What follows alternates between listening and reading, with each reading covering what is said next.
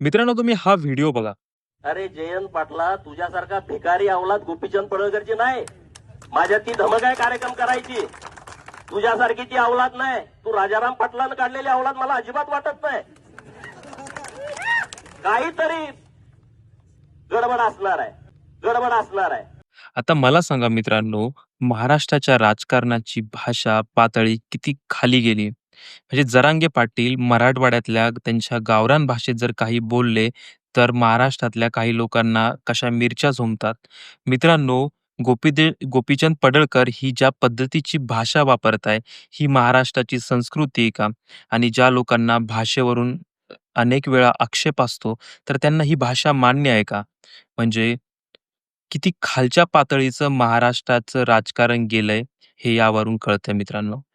तुम्हाला काय वाटतं ह्या व्हिडिओबद्दल? कमेंट करून नक्की कळवा.